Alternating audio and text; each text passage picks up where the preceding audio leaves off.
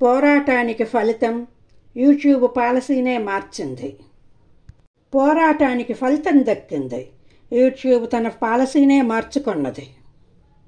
అసలు ఏం జరిగిందో చూద్దాం. యూట్యూబ్ మన ఛానల్ మానిటైజేషన్ని ఏకపక్షంగా సస్పెండ్ చేసిన తరువాత నా పోరాటం, అందులోని అంశాలు ఒకసారి చూడండి. కోర్టులు కూడా ఏకపక్ష నిర్ణయాలు తీసుకోవు.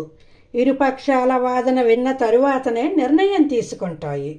కానీ యూట్యూబ్ మాత్రం మొదట రెవెన్యూను ఆపి తరువాత అప్పీల్ చేసుకోమంటున్నారు. పెద్ద పెద్ద రాజ్యాలే కూలిపోయినాయి. ఈరోజు యూట్యూబ్కి నా ఛానల్ రెవెన్యూని ఆపే పవర్ ఉండొచ్చు, కానీ నేను దీనిపై ఆధారపడలేను. తప్పుని తెలియజేసి సరిదిద్దాల్సింది పోయి ఏకపక్షంగా నా రెవెన్యూను నిలుపు చేసింది. నా రెవెన్యూ పోతుందన్న భయం లేదు.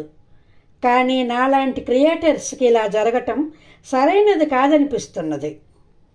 చివరగా గుర్తుంచుకోండి, అన్ని రోజులు ఒకేలా ఉండవు. నేను మళ్ళీ తిరిగి నిలబడగలను. నా నాలెడ్జ్ని ఎవరూ నా నుండి దూరం చేయలేరు. మీరు క్రియేటర్స్ పట్ల ఈ విధంగానే వ్యవహరిస్తున్నట్లయితే యూట్యూబ్ లాంటి మరొక ప్లాట్ఫామ్ ముందుకొస్తుంది.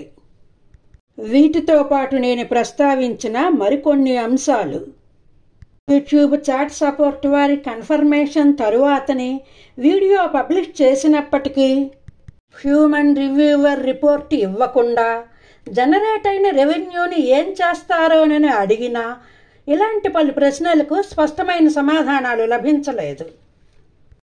ఆర్థిక విషయాలు చాలా సున్నితమైనవి.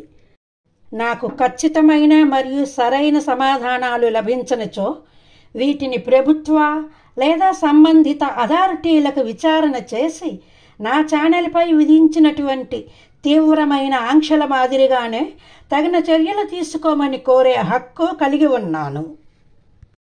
ఈ విధమైన కమ్యూనికేషన్స్ తరువాత యూట్యూబ్ వారు దీనిని వారి లీగల్ టీముకు ట్రాన్స్ఫర్ చేశారు.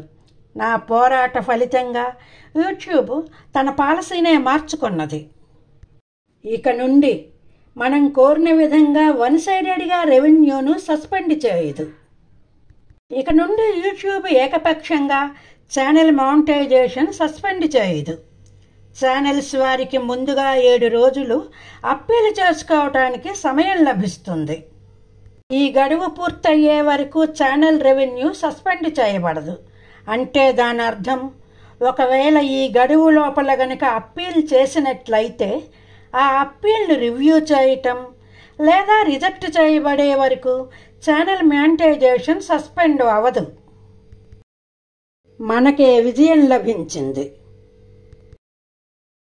పోరాటానికి ఫలితం మనకు లభించిన విజయం.